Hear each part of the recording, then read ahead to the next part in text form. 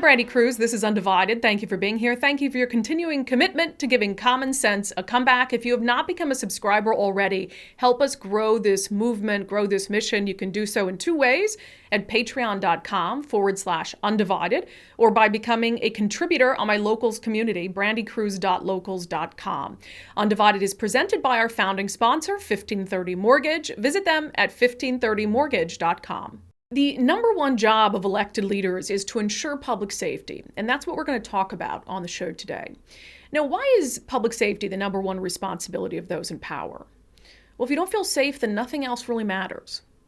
To put it more bluntly, if you're dead, then nothing else matters. And likewise, it is the number one responsibility, or should be the number one responsibility, of a free press to hold elected leaders accountable for living up to their obligation to ensure public safety. If we fail to hold them accountable, then we are letting them off the hook for their failure. And if we do that, then what the hell is the point of the press anyway? You know, there are times over the past 8 months where I've really questioned my decision to leave the mainstream media. And then every once in a while, I get a reminder of why it was absolutely necessary for me to do so. And this weekend, I got one of those reminders. On Saturday morning, I sent out a very innocuous tweet. It was a screenshot of 3 tweets from the Seattle Police Department that the agency sent out over the span of just a few hours, and each of them was about a different shooting in the city. One of them was a shooting at a busy bar down near the stadiums, and a video of it was posted by the Instagram account Seattle Looks Like Shit.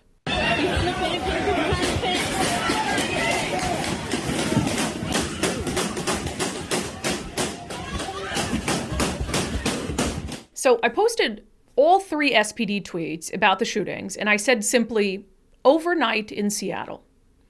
A simple, factual statement absent any commentary or hyperbole. But apparently one of the city's longest-serving reporters at the newspaper of record, the Seattle Times, was so offended by that 3-word tweet that he simply had to respond to it. "Time to move to Renton. Oh, wait," he wrote, and then put a little emoji with an eye roll. He tweeted that as if pointing out that there's also crime in cities south of Seattle somehow absolves Seattle of its part in that crime crisis. I responded, "Bad there too, and a lot of other cities." After all, on the show just last week, we heard from 4 mayors in cities south of Seattle who were very concerned about the rise in shootings and homicides in their area. And so it's not as if I've ignored the fact that there is crime happening outside of Seattle as well as inside of Seattle. So I acknowledge, yes, bad in Renton too, and a lot of other cities.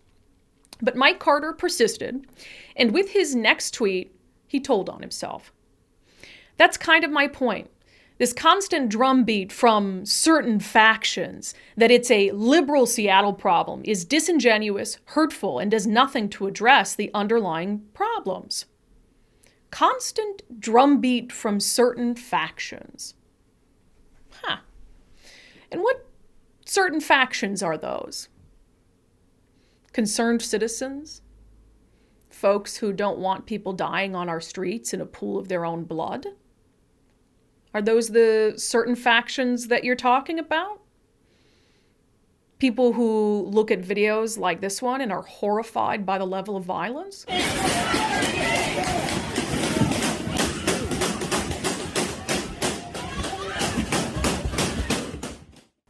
Factions exactly are you talking about, Mike Carter?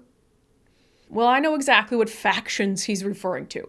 He's referring to people on the right, or people who he perceives to be on the right, one of the smallest political factions in Seattle. Because Mike Carter, who has won 2 Pulitzer Prizes for his reporting at the Seattle Times, someone who is supposed to cover crime and justice with an ounce of integrity, would rather blame the quote-unquote right for pointing out Seattle's crime crisis than the left for making it as bad as it is. Mike Carter and many other mainstream journalists in Seattle would rather cover up for the failure of elected leaders to fulfill their number one obligation to the public than admit that maybe that faction of folks on the right has a point about the state of Seattle. And that is exactly why I cannot work in the mainstream media, not right now. Because when you have reporters who would rather see people die than be honest about the extent of the crime crisis in Seattle? Well, those reporters need someone to hold them accountable. I can do that from this position independently. Working inside the system, I'm not so sure. I was reminded during this exchange about the few times that reporters in Seattle's mainstream media have actually tried to hold politicians accountable for the impact of their policies, have actually tried to be unflinchingly honest about the crises in Seattle around crime and homelessness and drug abuse. Do you remember Seattle is Dying? It was a Como News documentary that painted a really grim, sometimes at points graphic picture of what was happening on the streets of the city. The last 5 to 10 years, it's not the place that I grew up in, and it's been really sad. Matt Campbell lives and works in Seattle. He's raising a family, and like many others, he's mad. It's gotten to a point where I'm embarrassed of it. I don't want to have my friends and family come here anymore. So Seattle is Dying was made 3 years ago in 2019, and it really foretold what we are seeing on the streets of Seattle today. But if you remember at the time, Como News was vilified for doing it. Absolutely vilified for doing it, for daring to show a direct reflection, a direct representation of what was actually happening on the streets. There were other media outlets who went on the attack. I want to show you some actual headlines from 2019 and after this Seattle is Dying documentary that, didn't talk about, oh, wow, look at this documentary that shed light on the horrifying state of Seattle. No, it was about Como News, which at the time was owned by Sinclair, which other media outlets deemed as right-wing. And so instead of looking at this documentary and saying, wow, Seattle's in a tough position, you had other media outlets that did everything they could to vilify Como News for daring to show what was going on. Here's just a few. Seattle isn't dying. Here's how to respond to people who think it is. Seattle isn't dying yet, but the latest debate might kill it. Seattle isn't dying, and poverty isn't a crime. A recent report on misdemeanors continues a toxic narrative in local politics. Oh, and here's this one takes the cake. If Seattle is dying, here's the cause of its death. And it blames the police. What happened to Seattle is that police used excessive force, killed innocent people of color, and gassed nonviolent protesters. What happened is that my former tiny Seattle apartment that cost me $625 a month in 2003 now rents for $1,500. Yeah, not the crime crisis at all. Not the homelessness, not the drug abuse. It's the fault of rich people. It's the fault of the right wing. It's the fault of the police. Another headline, Seattle is Dying, follow-up draws harsh criticism from local homeless advocates. Seattle keeps growing despite the dying pronouncements. And this one from the Seattle Times, is Seattle dying? Crime rates tell a different story. As if we weren't actually seeing what we were seeing with our own eyes.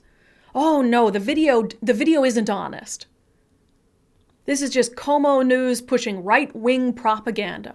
The lengths that the media went to in Seattle in 2019 to try to disprove the Seattle is Dying narrative, to try to tell people, oh, what you were seeing in that documentary, you weren't actually seeing. It's not actually true. It's a myth of the right wing.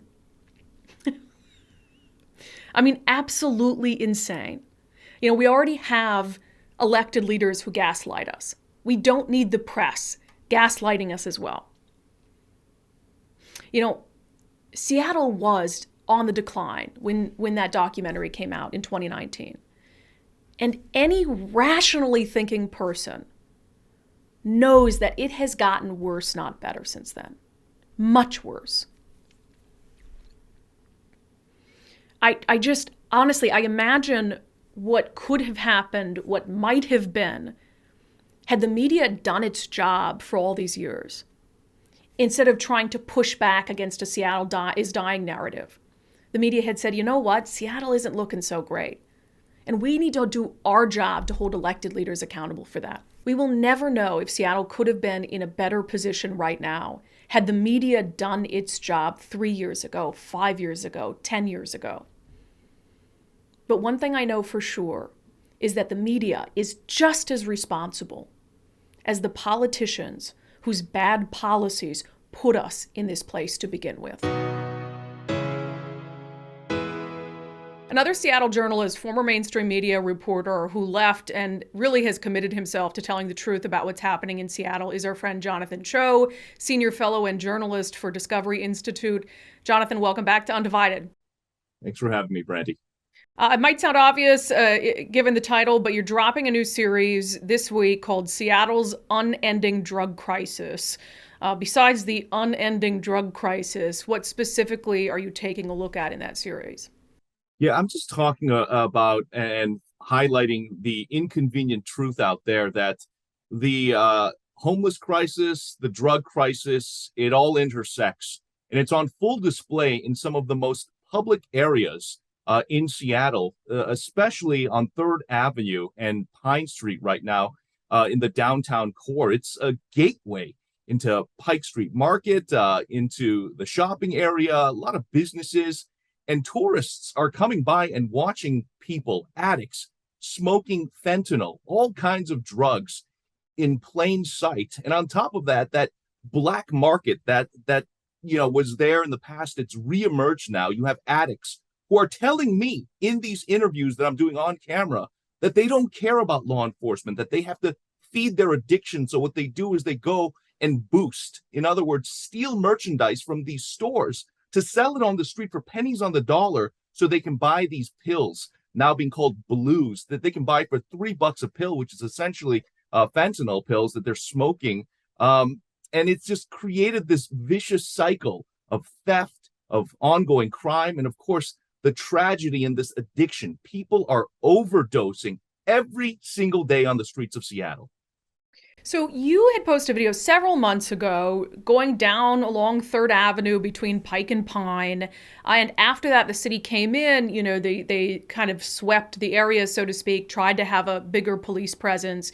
Has that just entirely come back, or is it shifted a little bit? What's the status compared to, everybody will remember, I'll play the video of just you walking and it just packed with people.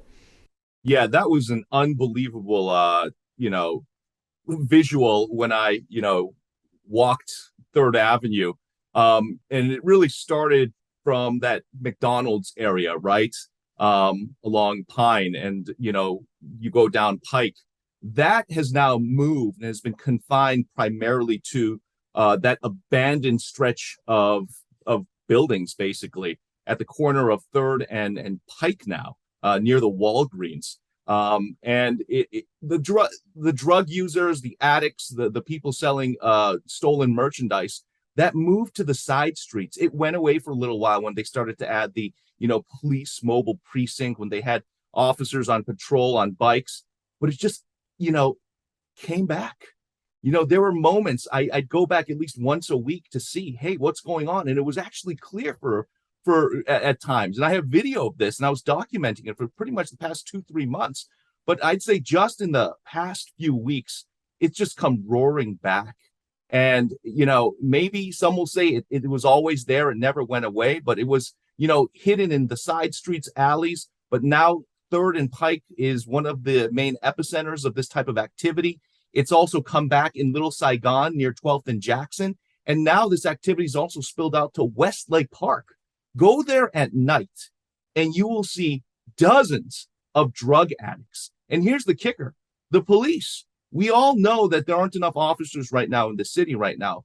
All they can really do is do these patrols in their vehicles. They cruise by, they drive by, the addicts just turn the other way. Or in many cases, they just do it in front of the police because they know they're not going to do anything about it. To that end, you put out two videos recently that kind of speak to their real lack of concern about law enforcement. One of them is there was a mobile precinct station down there and people were graffitiing it. Yeah, first of all, so just to be clear, the mayor ordered the mobile precinct to, be stationed on 3rd Avenue several months ago after a few shootings. And it's just a lot of pressure from the business community, especially Olga Sagan, the owner of Piroshki, the Russian bakery there, which, by the way, still hasn't reopened. It's temporarily closed just due to all the crime. Anyway, they put this mobile precinct there, and it's It's the blue one, the up-to-date one. But that recently disappeared. And in its place is now this massive, like antiquated looking 1990s mobile precinct. And, you know, it's the worst kept secret. Everyone knows it's been sitting there empty right next to McDonald's. And the other day, lo and behold, graffiti, the vandals, they started tagging it up and leaving trash. And I thought that was ultimately insult to injury. I mean, it's just so symbolic, right? They shows that they don't care about law enforcement. They don't care about accountability. And it's just become this lawless part of the city. And that's why businesses continue to leave. As we know, the Westlake Starbucks recently closed down. The Amazon Go store just a few blocks up across the street from Westlake Park, that's closed down. So it's like, which business is going to be next? Yeah, and really quickly on the Starbucks, you know, that's been there forever. It was a busy Starbucks, but yeah, I mean, it was a constant kind of problem area for a long time. How do you think that closing further sort of degrades the situation there in downtown? Yeah, it was one of the few remaining businesses kind of right at that corner, right? It was this visual beacon. You had a lot of people going in, going out, and you need a vibrant store like that in that area. But now it's, you pretty much have, you know, paper on the windows. There's, you know, I'm sorry, we're closed sign on the glass door. And that area now is just, hopefully won't happen, but it's like going to become like a blight. That's my concern, right? On this community until it gets filled, until another neighbor comes in. Of course, Westlake Park is right across the street. The Abercrombie and Fitch store is also closed, right? That hasn't opened up pretty much since the pandemic. And of course, you have the Macy's building that continues to sit empty. So that entire intersection, no more business. So what that does, the signals is, hey, to the drug users, the dealers, the illegal activity, hey, we can go set up shop there. And I'm afraid that intersection could be next. I don't blame the businesses, but it is kind of like saying, okay, you win, you know, criminals, you win, drug dealers, you win. We're going to give up and leave. But it does just suck the vibrancy. So for people who don't live in Seattle, who are not familiar with this area, this is what is supposed to be the heart of the city. This is the shopping district. It's right, as you said earlier, by Pike Place Market. This, when I first moved to Seattle, was a place I would go out with friends to get dinner. We would go out and have drinks near there at night. I would never even dream of doing that now. And so I just want to make that clear for people. This isn't some desolate spot in the city in the back alleyways. This is what's supposed to be the heart of the city. One other quick thing on what you mentioned about police. You know, you posted a video that I thought was interesting. It was two officers on patrol, and there was some sort of, I don't know if it was a drug deal going down or someone just using drugs, and the officers stopped and contacted them, which, you know, is a good step, right? To at least stop. And then this guy... Yeah, the guy tries to run and they take him down. What were the officers going to do in that situation? Well, it appeared the officers, and that's right. It got so much attention, Brandi, because that's extremely rare. You rarely see officers about to actually ticket, and that's what was going to happen. I saw the officer take out the ticket book. You see it in the video. The officer is about to write this alleged drug user a ticket, but instead of stopping, the user makes a run for it.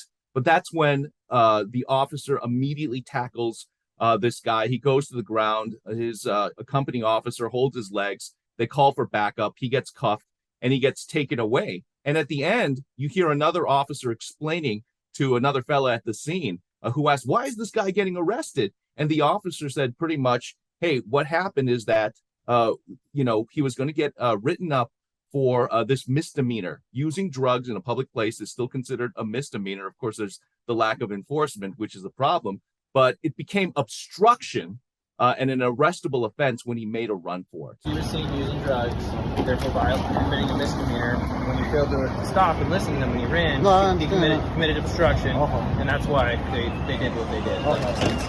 Yeah, so everyone out here, we obviously can't hit it all at once, but when you're out here smoking drugs, you're committing misdemeanor. So that's why he was arrested. And again, I think a lot of people were pleasantly surprised. They want to see more of that. They want to see more patrols. But again, due to the fact that SPD continues to lose officers and continues to struggle to not only retain, but attract new officers to join the force, we'll see what's going to happen on 3rd Avenue. Yeah, I'm absolutely glad that they've been given the green light to write tickets like that. Frankly, I thought they had stopped doing that a long time ago. Yeah, if this guy had just taken the ticket, but now he's probably, well, I don't know. We'll see if he goes to jail for it. But we'll see what the judge does at the end of the day, or if prosecutors even decide to prosecute. I'm sure he's already out with no bail. So I'm sure he's already out scot-free. In watching this, and again, Jonathan Choe, he's going to be launching a series called Seattle's Unending Drug Crisis, which I'm really excited to see because you've been posting some sort of snippets from some of the stuff that you've captured downtown. It seems like some of these people are very comfortable having you down there documenting their crimes. What else, Coach? Wow. $20, make me a lot. $20 for original Coach. Authentic, huh? Original Coach. Those are Versace, Bugatti, and Mary. It's like, those are $5, dude. Wow. The sunglasses are $5. Incredible. It's all come back, huh? Yeah, really? Every day? It's all come back. Is that because they don't know what you're doing, or they're that far gone, or you've built a relationship with them? What's going on there? I think, Brandi, you hit it all on the head. It's all of the above. What's happened now, it's this culture that has emerged, this lawless culture where I ask the users, I ask even some of the dealers, they don't care anymore. You'll see in my series, some fellas who show up on Friday night, they literally bring a couch and Corona beers and just drink. It's become like this festive atmosphere on 3rd Avenue mixed in with the black market, the drug dealing and the drug using. So it's like this toxic cocktail, ultimately, that just drags down the city. And it's just hilarious at times to see tourists, though, just accidentally walk in. As I mentioned, this is kind of a gateway into Pike Place Market. So you have people going back and forth from, Seattle Convention Center and so on and so forth. And they run into this. And the moment they walk in, they're like, whoa, what is this? And that reaction happens almost every time without fail. After seeing everything that you're seeing now here on 3rd Avenue, would you come back to Seattle? No, never. I would never come back there. No. So look, this is something that the mayor, I know he's trying. In fairness, Mayor Bruce Harrell's trying. Yeah. SPD is trying. I can't emphasize that enough. But right now, I think what our elected officials need to do is continue to reassess what's going on. And, if they need to bring back the mobile precinct, or they bring back the mobile precinct. If they need to have, more officers on the street on patrol there regularly, then do that. But right now, what I'm seeing is it's just been spotty, inconsistent. And again, the criminals, the drug users, the addicts, they all know that. They own this part of Seattle. Yeah. Before you came on, I was talking about my disappointment in a lot of the mainstream media in Seattle about a failure to really be honest about what's happening, just unflinchingly honest, because lives are at stake. And to me, the number one priority of elected officials should be public safety, and therefore that should be the number one focus of the media as well. And it's just not. For you, as you're out there and covering these things and at press conferences, do you feel the same way? Am I over exaggerating the lack of care or concern from a lot of the press in Seattle? Well, it really depends who you ask. And at the end of the day, your readers, your listeners, your viewers, they see the end result. And, in fairness, there are still some good journalists out there here in Seattle trying. But the fact of the matter is, the reality is, our entire industry right now is going through a crisis. We're still going through the Great Resignation. If you look at Seattle television right now, I don't recognize more than half the faces. There are all these new kids coming into town now because so many of the veterans have quit or just retired or left the business altogether for various reasons. That ultimately hurts the city. That hurts our democracy. And when we don't have the coverage, when we don't have the journalists who know the city. So I don't know if it's necessarily a lack of, caring about this issue. I have no doubt some outlets are in denial and only want to portray a certain narrative. But the reality is this is happening. Crime is happening. Crime is surging. The drug epidemic, the crisis, the homeless crisis is still raging out of control. And there is a lack of coverage out there right now. So I'm just trying to do my part, Brandi. Do you hear the hard questions at press conferences from other members of the media? On occasion. And I think quite frankly, if I may be a real here, I think a lot of our officials here in Seattle now know that they're not going to get hard questions because they know so many of the media members are focused on other stories or other angles. And, in many cases, they may not even know which questions they need to be asking. So we need to make sure we continue to hold all of our public officials accountable, and we need journalists to do that. And unfortunately, we need tougher questions asked of our officials. So when is the series going to come out? When can we expect that to drop? Well, I'm hoping it comes out either on Wednesday or Thursday. That is the hope. There are just so many moving pieces, so many new elements that I'm starting to add. But at the rate we're going, I think it's going to be a 2-part series anyway. So at the very least this week, we just want to show what's happening on the ground, because I think you have some elected officials in the council who are in denial, who are just focused on all kinds of different topics. And right now, if you ask the average Seattle resident, they're going to say it's public safety and homelessness. Those are easily in the top 3 of most important issues, and those need to be addressed. And I think the only way, one of the best ways to hold our public officials accountable is all to show the video. This is what's happening. This is what's happening on the ground. I have footage from overnight. I have footage from the weekends. I have footage from the weekdays. And this activity is happening all hours of the day, 24/7. And as you said, and any common sense person will watch this and say, well, it's on video. Obviously this is a problem. But the last time that a member of the media in Seattle put out a very raw, honest portrayal of what was happening was Seattle is Dying in 2019. And you know how that went. You worked at Como at the time, I think, or maybe you came right after that. Yeah, those before my you came time. after that. But, yeah, and I participated in the second one called Fight for the Soul of Seattle, which was the continuation, the part 2. Como was vilified for that by others in the media. You had Crosscut in the Seattle Times putting out articles rebuffing this narrative that Seattle is dying. And so that's why on Twitter over the weekend, I told you I think, shared a video that you put a teaser for the series and said, you're going to be vilified for doing this and just sort of stand your ground. Are you worried about that? I'm sorry, not at all. Not in this town. After everything that I've been through in the past 4 or 5 months, look, I stick to my convictions, and I think my job at the end of the day is to fairly and accurately show what's happening. So let's do it in context, right? Look, I don't know if Seattle's dying. I don't even know what that means anymore. Here's what I do know. I'm covering every single day on the front lines what's going on with this drug crisis, with the crime, with the homelessness. I know what I'm seeing. I need more reporters out there telling that truth.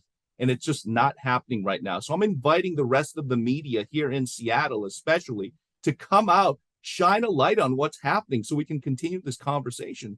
Because if we don't, it's almost like if the reporter or the story isn't covered, it's almost like it never happened. Right, Brandi? So we have to be out there to cover this stuff. And I just wish the rest of the media, some of the outlets that you mentioned, will come out there and continue to, really put that balanced coverage out there of not only the positive, but also this raw reality. 100%. And it has to be relentless. And when the mob comes after you, Jonathan, again, I mean, they come after you often. I will always 100% have your back. So. Yeah, thank you. And at this point, I've been doxxed. I've been threatened, everything. So whatever. At this point, I'm just here to tell the stories of really what's happening in Seattle. Thank you again for all your support, Brandi. All right. And just to end on how can people watch the series and how can they support your work? Yeah, well, most of my work will air at fixhomelessness.org. That's our website at Discovery Institute. But in terms of these quick snippets, daily breaking, it's going to be on my Twitter at Choe Show, ChoeShow. That's the best way. All right. Jonathan Choe, thanks so much. Be safe out there. Thanks again, Brandi. So at a time when elected officials in cities like Seattle should be absolutely laser focused on public safety, again, the number one priority, nothing else matters if you're dead. What are they doing? Well, today, earlier this morning, Seattle Mayor Bruce Harrell had a press conference, not about public safety, about abortion. He signed a number of pieces of legislation to support reproductive rights.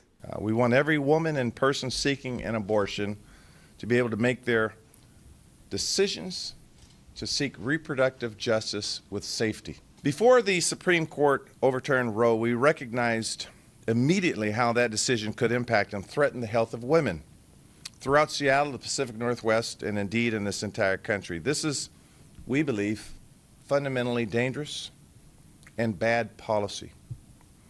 Our response collectively, and I emphasize collectively, it wasn't just the city council, it wasn't just the mayor.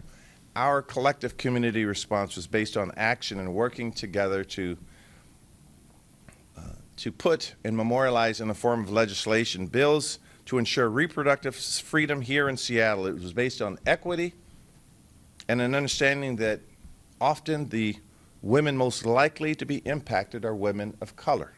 Now, in fairness to the mayor, maybe realizing how tone-deaf it would sound to talk about safety as it pertains to abortion, he did mention the string of shootings in Seattle that happened over the weekend, but then shoehorned the conversation back into abortion. I would like to acknowledge other events that occurred over the weekend that involved safety. We had a rash of shootings over the weekend, as many of you know, including one where a 14-year-old girl was injured and another where a man was killed near Cal Anderson Park. We had someone killed by a light rail train on Sunday at Mount Baker Station. While details on all of these matters are still being investigated, we know that these kinds of tragedies are, quite frankly, just unacceptable in the city of Seattle and in this country. In all these instances, I first want to express my heartfelt sympathy to the families, friends, and communities that are impacted. Safety is as mayor, my core charter responsibility, and Seattle must be a place that's safe. That matters when you enjoy a park, when you take light rail, and particularly as we're here to talk about this morning, when you are seeking reproductive care. This must be a city where safety is an inherent right. So today we're taking steps to ensure abortion and reproductive health care is safe. So look, this is a progressive city. I mean, it's not a surprise that you have politicians who, after what happened with Roe v. Wade, want to reaffirm access to reproductive rights in Seattle. But nothing's changed here. Nothing's changed in Washington state when it comes to a woman's ability to access an abortion. Yet, you know, these are some of I'll just read a list of the pieces of legislation that Mayor Bruce Harrell is signing into law. One adds people who have received or are seeking abortions as a protected class, ensuring their civil rights protections. Another it makes it a misdemeanor for people who encroach on individuals seeking abortions or gender-affirming care. Another establishes Seattle as a sanctuary city for those seeking abortion care and prevents pursuit of out-of-state warrants related to abortions by the Seattle police. Seattle police weren't going to do that anyway. And finally, they appropriate $250,000 of city funds to expand access to reproductive health care by making an investment in the Northwest Abortion Access Fund. Here is a clip of Seattle City Councilwoman Lisa Herbold. I'm going to play a pretty good chunk of this. Seattle City Councilwoman Lisa Herbold talking about people who are coming here to seek abortions as medical refugees. Here in Seattle, I know we're used to thinking about earthquakes, and many of us have emergency plans to help us survive an earthquake's aftermath. The Dobbs decision was a kind of earthquake, but not just any earthquake. For pregnant people and the people who love them, it's the big one, the catastrophic earthquake that we've always known is coming. And it's the expected four-fold increase in people seeking abortions in Washington state that could be thought of as the tidal wave created by that earthquake that's headed our way. Local providers are already reporting patients seeking care here from as far away as Texas and Louisiana. And the reality is pregnant people don't have the luxury of time to make decisions about abortion. We're at the beginning of this crisis. We know the tidal wave is headed here. Thanks to the extraordinary work of advocates and providers, we can make educated guesses about the impact and we can move to meet the challenges. But we cannot completely accurately guess today everything that will be needed to help keep what are essentially medical refugees in our country people who are from our country that are medical refugees in their own country. So again, not a surprise that politicians in Seattle are vehemently pro-choice. I've made my views on abortion pretty clear. I'm fairly liberal on the issue of abortion. But to think that elected leaders in Seattle feel the need to waste even a second of time, to waste even a second of resources on the issue of reproductive rights is ridiculous. Nothing has changed in Seattle on that issue. Nothing. You're talking about one of the most progressive, welcoming cities in America. And to think that they need to make people who have had or are seeking abortions a protected class to ensure their civil rights, to think that they need to actually sign a law to make sure that people aren't encroached upon if they're seeking abortions or gender-affirming care. You don't need a law like that in Seattle. You don't need laws like that on the books. To think that you need a law to prevent Seattle police from working with an outside agency that wants to go after a woman who came here to seek an abortion, they're not going to do that. Seattle police weren't going to help them anyway. And $250,000 to expand access to reproductive health care. This is the kind of stuff, we talk about performative politics. This is performative politics. Bruce Harrell, I think you've been doing a good job so far as Seattle mayor. This kind of stuff is ridiculous. You do not need to pander and to spend time and money on things like this. You need to be laser focused on the crime crisis, on the homeless crisis, on the drug crisis. That is the number one issue that is impacting your city right now. You don't need to waste a second of time, a minute of time, one meeting, one press conference, doing anything having to do with abortion access. This city's access to abortion has not changed, and it's not going to change. And spending any time on it is purely performative. And whatever Lisa Herbold is trying to say, I mean, gosh, I just can't even make sense of this. For pregnant people and the people who love them, it's the big one, the catastrophic earthquake that we've always known is coming. And the really sad part is that the media will probably cover this with more vigor than they'll cover the issues that actually matter. That's it for this episode of Undivided, which has been solely focused on an inability to deal with the crime crisis and to prioritize the crime crisis that we're seeing in communities across the country. Thank you for being here. Thank you for your commitment to giving common sense a comeback. We will have a subscriber-only episode, as always, on Wednesday. So if you like the show but you have yet to become a subscriber, you can do that for as little as $5 a month and get access to a bonus episode every single week at patreon.com/undivided or by becoming a contributor on my locals community, brandikruse.locals.com. Undivided is presented by our founding sponsor, 1530 Mortgage. You can visit them at 1530mortgage.com.